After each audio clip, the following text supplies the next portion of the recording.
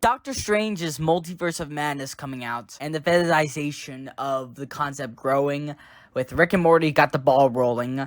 I want to talk about 3 examples of a trope I created myself and like to call variation second chance. What is this concept, you might ask?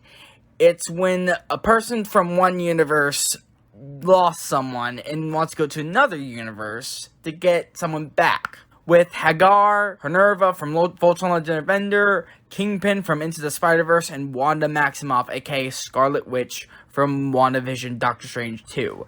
And Big Hero 6's Professor Callahan could have counted because his daughter went into another plane of existence. But since that's more of another dimension than an alternate universe, like the microverse, it doesn't count on this list. And plus, she was alive.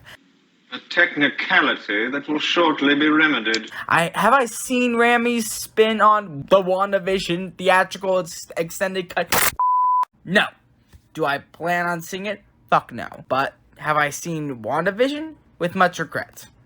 So, what I've seen from Multiverse of Madness, I can still follow.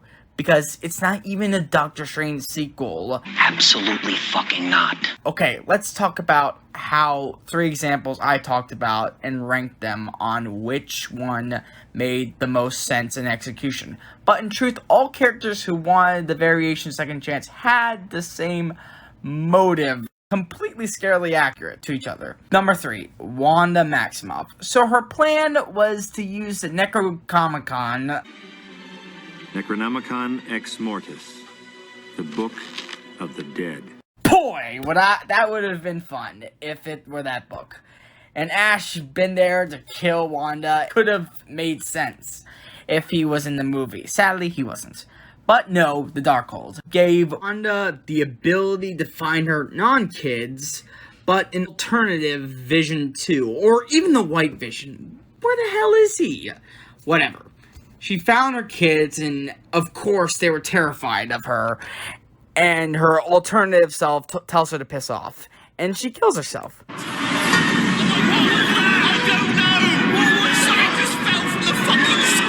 Oh my god. What the fuck is this? Number 2, Kingpin from Daredevil. I wish I meant Into the Spider-Verse. But he is better than in Hawkeye. I can guarantee that. Honestly, Kingpin's plan made a little more sense than Wanda's. First, he wants to use the collider that he made to bring his wife and son, even though, as Super Eye Patch Wolf said, "My core issue with Biba as a character is that he's not a character, he's a plot device. His only purpose within the story is to give Ikuma a foil so that he can look more heroic, and any information we get about his character or backstory only goes so far as to justify his actions within the plot, as opposed to trying to build him up in someone who is anyway believable a person with their own life or nuance.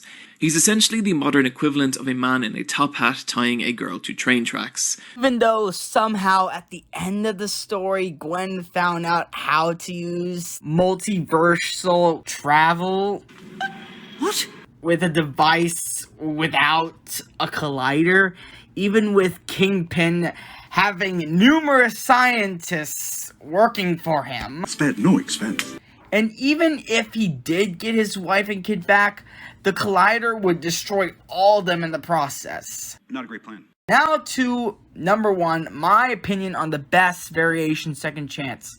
Hagger Honerva from Voltron. After being robbed of herself entirely after Zarkon sacrificed a part of himself to the quintessence overload, and living 10,000 years with not knowing who or what she was, until Team Voltron found the White Line, a creature made of pure quintessence, and Hagger instinctively went to it and gained back herself, becoming Honerva again.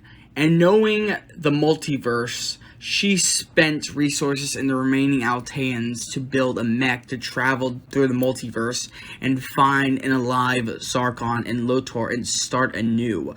But when she finally came to the reality she wanted, her son rejected her, knowing she's not his mother. Infuriated, she wanted to destroy the entire multiverse In Schaffrillas' video on Voltron LD, Crash and Burn, he may have been right about the series dragging on and affecting the writing, but he thought it was stupid that Honerva wanted to destroy the universe out of petty silliness. We get why she's crazy because of all the quintessence poisoning, but, like, she's still smarter than this, right?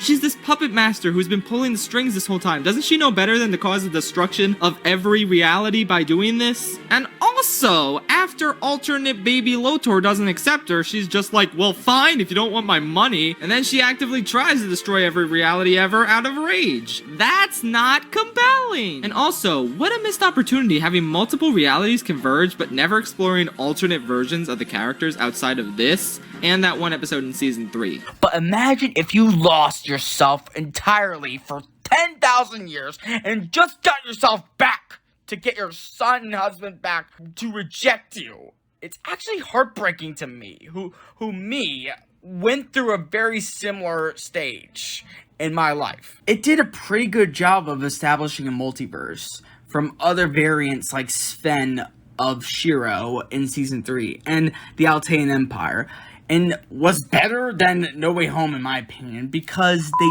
easily could have had the 84 Voltron and even Voltron Force, which, funny enough, are both equivalent to Tobey Maguire and Andrew Garfield's Spider-Man to Legendary Defender's MCU Spider-Man, since they were so desperate at this point in Season 8 with how they've dragged the show. They could have easily done that, but they didn't, because they wanted to be their own thing, regardless of what people thought of Legendary Defender, if it was garbage or actually great. It was its own thing, without pandering to the old fans like No Way Home. And all the shit these days that panders to the old, that's saying a lot. You see that, young lady? Respect. Respect for one's elders shows character.